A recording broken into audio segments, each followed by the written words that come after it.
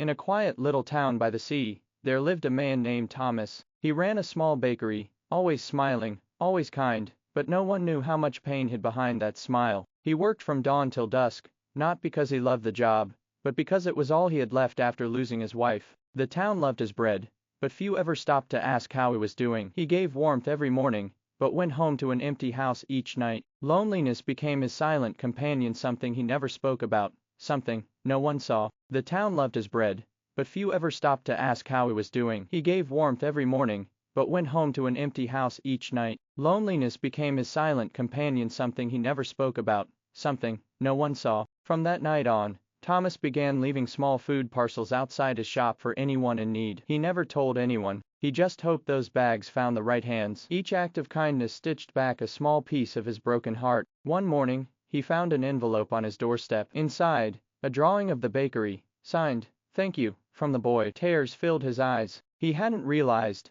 how deeply one act of love could echo back. Soon, people began leaving food, clothes, and notes outside the shop. No one said who started it, they just followed the example of the silent helper. Kindness began spreading like the smell of fresh bread. Years later, Thomas passed away peacefully in his sleep. When the townsfolk gathered, they found a note on his counter. It read, "Thank you for letting me be useful. Even in silence, love can speak." Today, the bakery still stands, run by people he once helped. Every loaf carries his message. We don't need recognition to make a difference. Sometimes the quietest hearts create the loudest change.